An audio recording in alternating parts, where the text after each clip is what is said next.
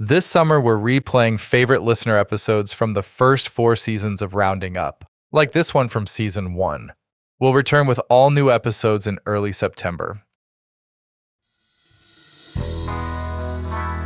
Ensuring students master their basic facts remains a shared goal among parents and educators. That said, many educators wonder what should replace the memorization drills that cause so much harm to their students' math identities. Today on the podcast, Jenny Bay Williams talks about how to meet that goal and shares a set of productive practices that also support student reasoning and sense-making.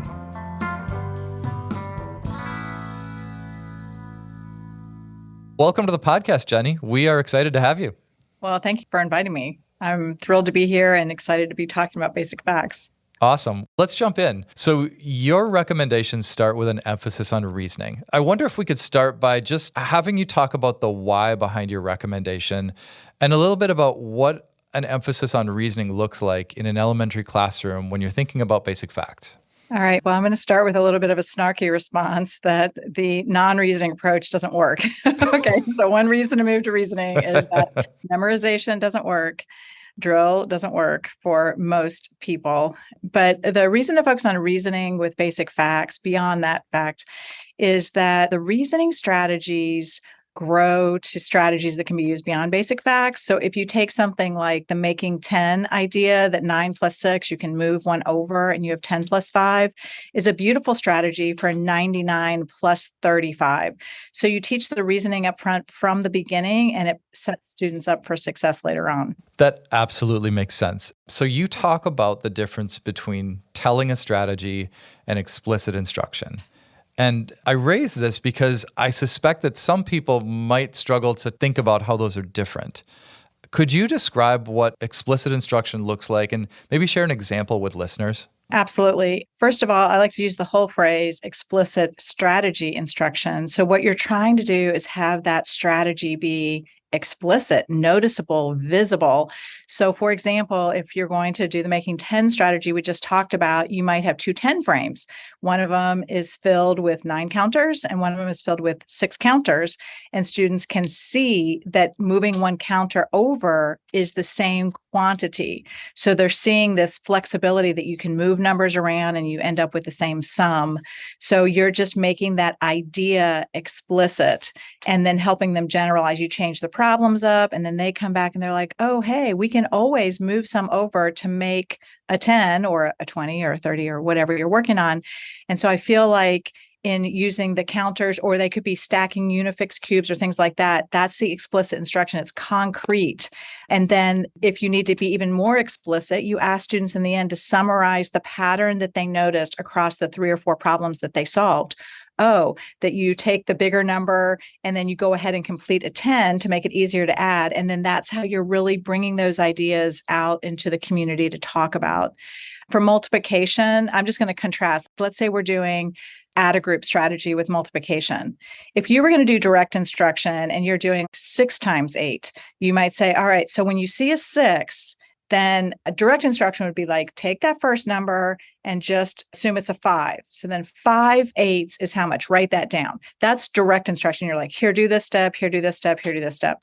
The explicit strategy instruction would have, for example, like I like for 8 boxes of crayons because they oftentimes come in 8. So but they'd have 5 boxes of crayons and then one more box of crayons. So they could see you've got 5 boxes of crayons. They know that fact is 40. If they're working on their 6s, they should know their 5s. And so then what would one more group be about? So just helping them see that with multiplication through visuals, you're adding on one group, not one more, but one group. So they see that through the visuals that they're doing or through arrays or things like that. So it's about them seeing the number of relationships and not being told what the steps are. And it strikes me too, Jenny, that the role of the teacher in those 2 scenarios is pretty different. Very different, because the teacher is working very hard with the explicit strategy instruction to have the visuals that really highlight the strategy. Maybe it's the colors of the dots or the exact 10 frames they've picked and have they filled them, or whether they choose to use the unifix cubes and how they're going to color them and things like that. So they're doing a lot of thinking to make that pattern noticeable, visible, as opposed to just saying, do this first, do that second, do that third. I love the way that you said that. You're doing a lot of thinking and work as a teacher to make a pattern noticeable. That's powerful. And it really is a stark contrast to, let me just tell you what to do.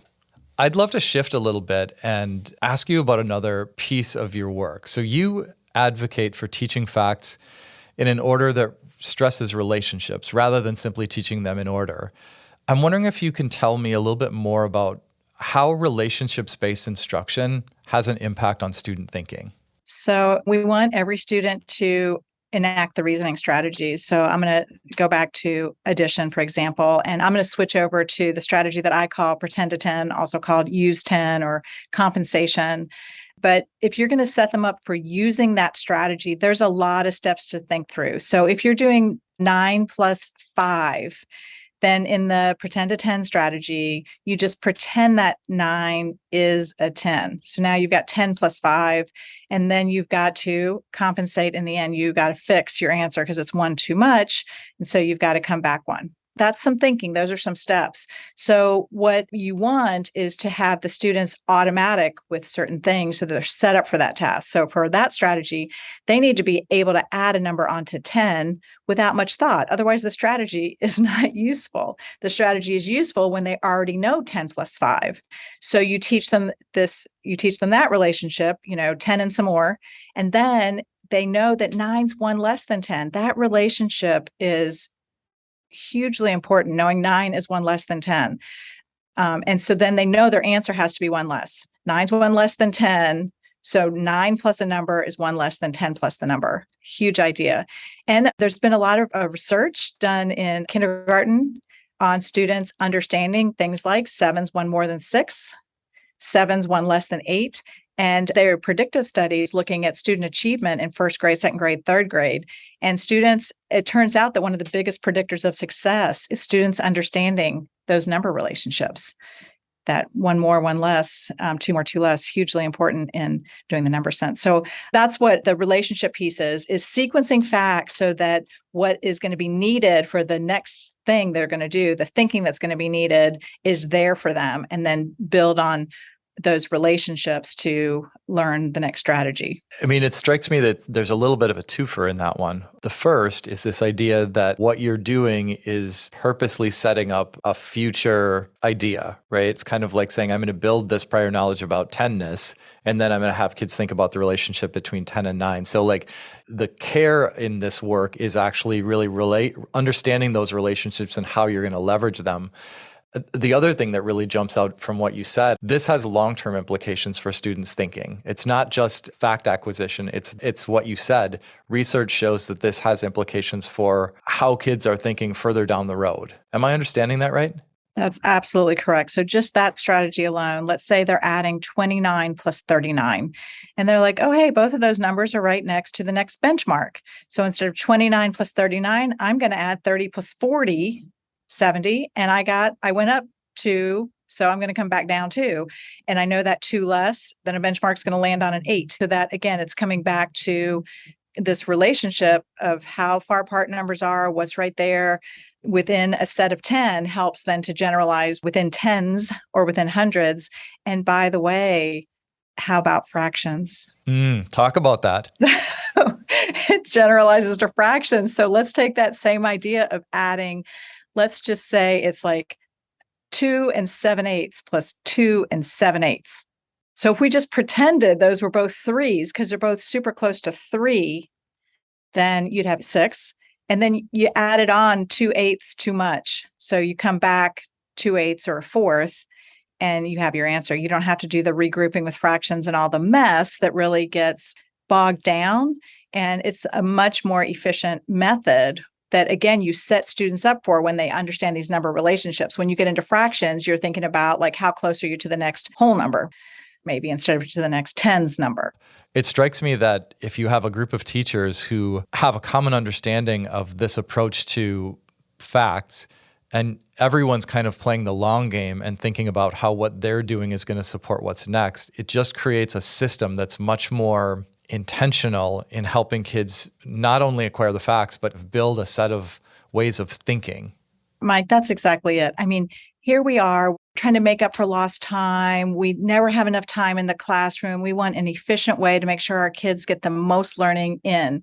And so to me, that is about investing early in the fact strategies, because then actually when you get up to those other things that you're adding or subtracting or multiplying or whatever you're doing, you benefit from the fact that you took time early to learn those strategies, because those strategies are now very useful for all this other math that you're doing. And then students are more successful in making good choices about how they're going to solve those problems that are oftentimes, especially when I like to mention fractions and decimals at least once in a basic facts talk, because we get back, by the time we get into fractions and decimals, we're back to just sometimes only showing one way, the sort of standard algorithm way, when in fact, those basic fact strategies absolutely apply to almost always more efficient strategies for working with fractions and decimals.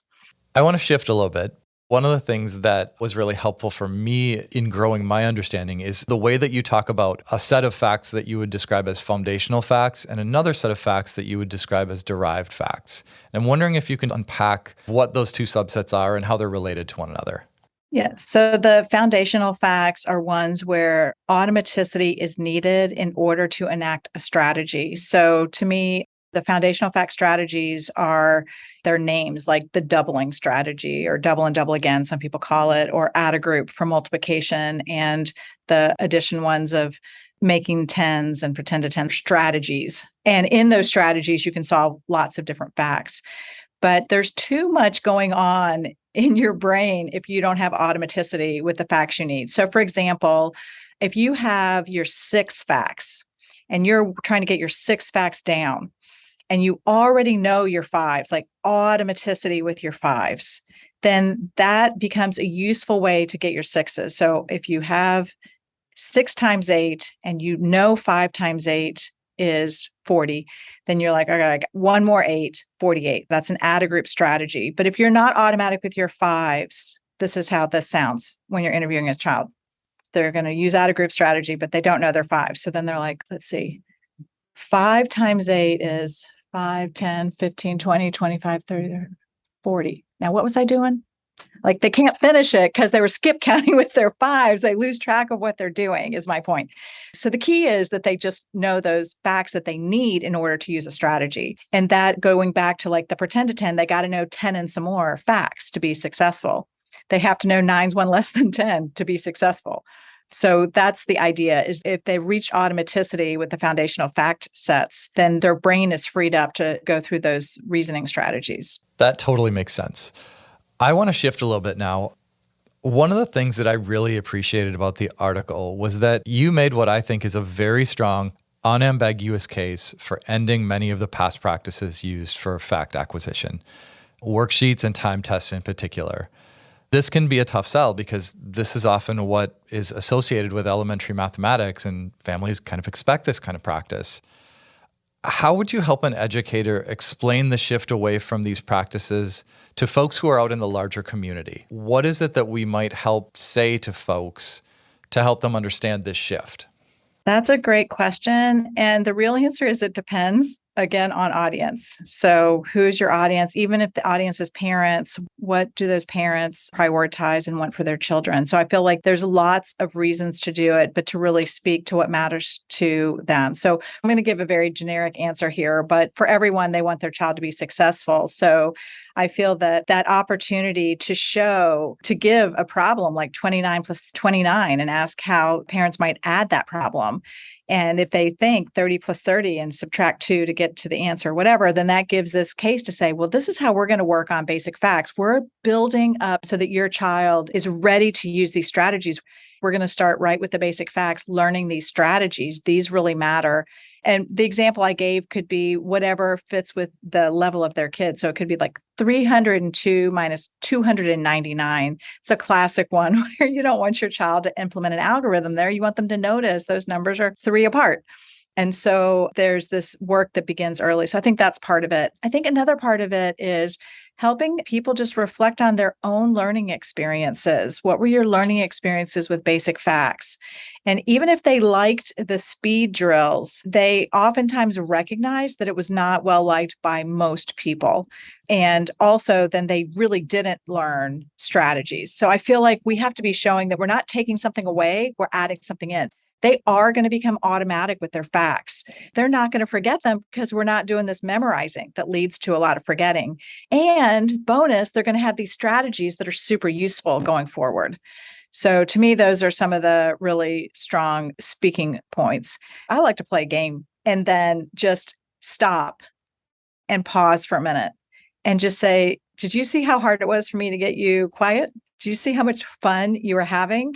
And then I just hold up a worksheet. I'm like, and how about this?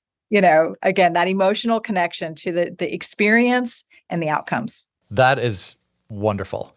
Since you brought it up, let's talk about replacements for worksheets and time test. Mm-hmm. So you advocate for games, as you said, and for an activity-based approach. I think that what I want to try to do is get really specific so that if I'm a classroom teacher and I can't see a picture of that yet, can you help paint a picture? What might that look like? I love that question because there's lots of good games in lots of places. But again, like I said earlier, this thinking really deeply about what game I'm choosing and for what do my students need to practice, and then being very intentional about game choice is really important. So, for example, if students are working on their 10 and some more facts, and you want to play a game where all the facts are 10 and some more facts, that's what they're working on. And then maybe you mix in some that aren't, or you play a game with that, and then they sort cards and solve the 10 and some more, or there's lots of things they can do. They can play concentration where the fact is hidden and the answer is hidden and things like that. So you can be very focused. And then when you get to the strategies, you want to have a game that allows for students to say aloud their strategies. So I'm a big fan of like sentence frames, for example. So there's games that we have in our Math Fact Fluency book that are in other places that specifically work on a strategy. So, for example, if I'm working on the pretend to 10 strategy, I like to play the game Fixed Add-in War, which is the classic game of war, except there's an add-in in the middle and it's a 9 to start. And then each of the two players turns up a card. So, Mike, if you turn up a 7, then you're going to explain how you're going to use the pretend to 10 strategy to add it. And I turned up a 6. So I'm going to do this, then you can do it. So I turned up a 6. So I'm going to say, well, 10 and 6 is 16. So 9 and 6 is 1 less 15. I've just explained the pretend to 10 strategy. And then you get your turn. And I'd say, well, 7 and 10, I know 7 and 10 is 17. So 7 and 9 has to be 1 less, and that's 16. Yeah. So your total's higher than mine. You win those 2 cards, you put them in your deck, and we move on. So that's a way to just practice thinking through that strategy. Notice there's no time factor in that. You have a different card than I have. You have as much time, and we're doing think aloud. These are all high leverage practices. Then we get to the games where it's like, you might turn up a 6 and a 5 where you're not going to use the pretend to 10 strategy for that. You've got to think, oh, that doesn't really fit that strategy because neither one of those numbers is really close to 10. Oh, hey, it's near double. I'm going to use my double. So you sequence these games to, if you start with one of those open-ended games, it might be too big of a jump because students aren't ready to choose between their strategies. They have to first be adept at using their strategies. And once they're adept at using them, then they're ready to play games where they get to choose among the strategies. So you're making me think a couple things, Jenny. One is it's not just that we're shifting to using games as a venue to practice to get to automaticity. You're actually saying that when we think about the games, we really need to think about what are the strategies that we're after for kids, and then make sure that the way that the game is structured, like when you were talking about the pretend to 10 with the fixed add-in, that's designed to elicit that strategy and have kids work on developing their language and their thinking around that particularly. So there's a level of intent around the game choice and the connection to the strategies that kids are thinking about. Am I understanding that right? That's it. That's exactly right. That's exactly right. And a lot of intentionality so that they have that opportunity and no pressure, a low stress think through the strategy. If they make a mistake, their peer or themselves usually correct it in the moment. And they get so much practice. And I mean, imagine going through half a deck of cards playing that game.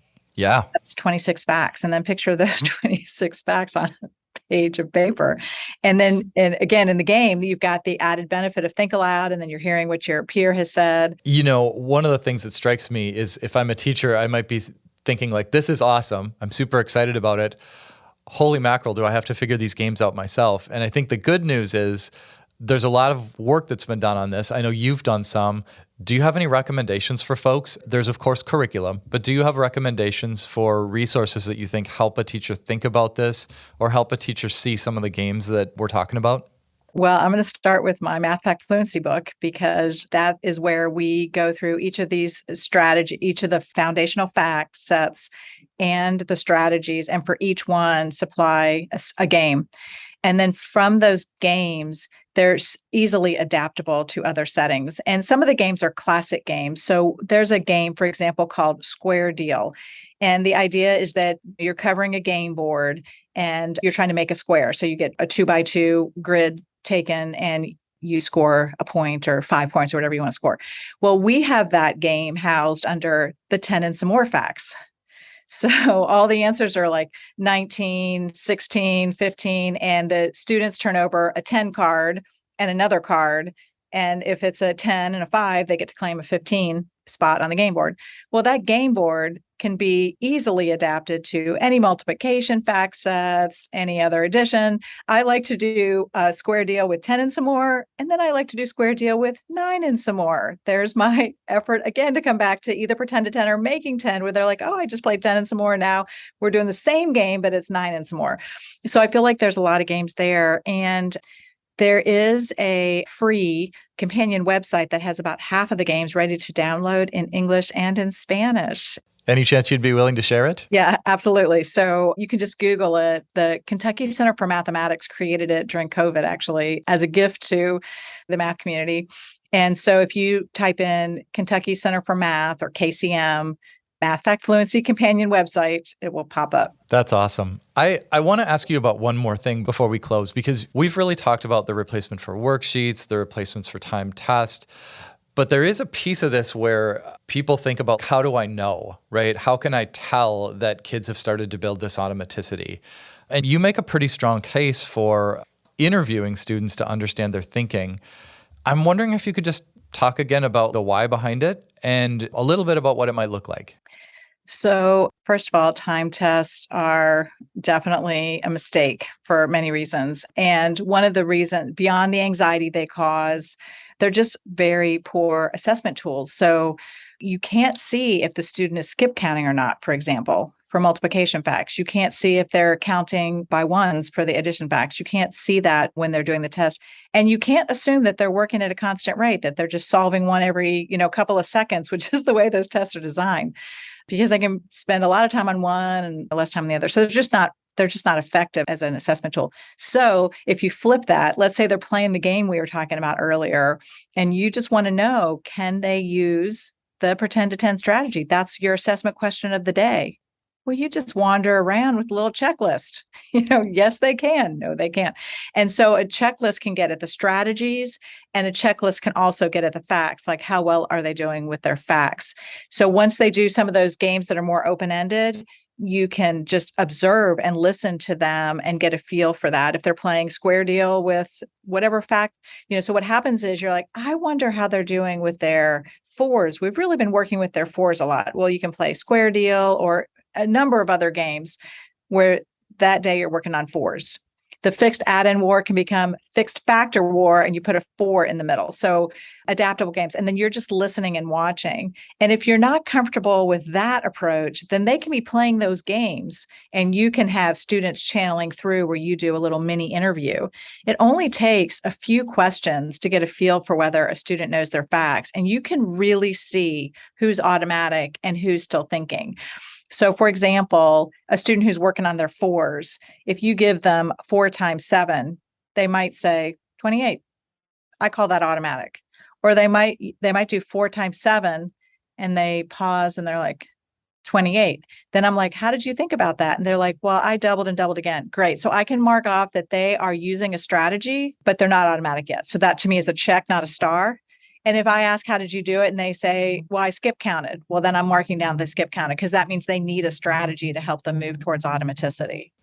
I think what strikes me about that too is when you understand where they're at on their journey to automaticity, you can actually do something about it, as opposed to just looking at the quantity that you might see on a time test. What's actionable about that? I'm not sure, but I think what you're suggesting really makes the case that I can do something with data that I observe or data that I hear in an interview or see in an interview. Absolutely. I mean, this whole different positioning of the teacher as coaching the student towards their growth, helping them grow in their math proficiency, their math fluency. You see where they're at, and then you're monitoring that in order to move them forward instead of just marking them right or wrong on a time test. I think that's a great way to synthesize that. Well, I have to say, it has been a pleasure talking with you. Thank you so much for joining us today. Thank you so much. I'm, again, thrilled to be invited and always happy to talk about this topic. This podcast is brought to you by the Math Learning Center and the Meyer Math Foundation, dedicated to inspiring and enabling individuals to discover and develop their mathematical confidence and ability.